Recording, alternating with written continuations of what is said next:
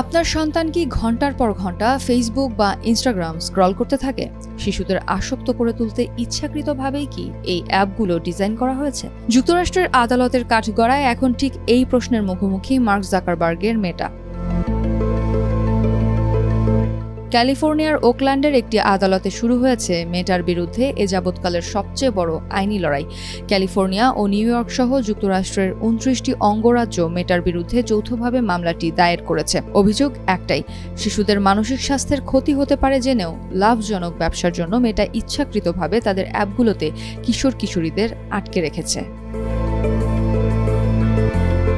আদালতে ওয়াশিংটন ও ক্যালিফোর্নিয়ার আইনজীবীরা মেটার নিজস্ব অভ্যন্তরীণ ইমেইল, চ্যাটলগ এবং গবেষণার তথ্য তুলে ধরেন। আইনজীবী মেগান ওনিলের মতে, মেটার নথিতে স্পষ্ট বলা আছে, কিশোর কিশোরীদের প্ল্যাটফর্ম ব্যবহারের ধরন একজন আসক্ত ব্যক্তির মতো। অ্যাপের সময় বাড়ানো এবং অবিরাম স্ক্রলিংয়ের মতো ফিচারগুলো শিশুদের মানসিক সুস্থতা ও মনোযোগের চরম ক্ষতি করছে। এমনকি মেটার অভ্যন্তরীণ গবেষণায় দেখা গেছে, প্রতি ৫ জন কিশোরের একজন মনে করে ইনস্টাগ্রাম তাদের মানসিকভাবে অসুস্থ করে তোলে। অভিযোগ উঠেছে, জনসম্মুখে প্ল্যাটফর্মগুলোকে সুরক্ষিত দাবি করলেও পর্দার আড়ালে মেটা সুরক্ষার চেয়ে লাভকেই অগ্রাধিকার দিয়েছে।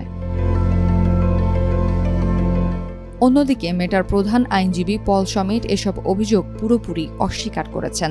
তার দাবি, সোশ্যাল মিডিয়া আসক্তি বলতে বৈজ্ঞানিকভাবে কোনো কিছুর অস্তিত্ব নেই। মেটা জানায়, আইনজীবীদের উল্লেখ করা ওই একই গবেষণায় দেখা গেছে, শতকরা ৪১% কিশোর কিশোরী ইনস্টাগ্রাম ব্যবহার করে ভালো বোধ করে এবং বাকি ৪১% ওপর এর কোনো প্রভাবই পড়ে না। আর অ্যাপে অপ্রাপ্তবয়স্ক ব্যবহারকারীদের শনাক্ত করার ক্ষেত্রে গোপনীয়তা সংক্রান্ত কড়াকড়ি আইনি সীমাবদ্ধতার কথাই উল্লেখ করেছে মেটা। অঙ্গরাজ্যগুলো এখন মেটার কাছে থেকে $1 বিলিয়ন ক্ষতিপূরণ দাবি করছে। একই সাথে লাইক সংখ্যা দেখানো বন্ধ করা এবং ইনফিনিট স্ক্রল ফিচার বাতিল করার মতো বড় ধরনের পরিবর্তনের দাবি জানিয়েছে তারা।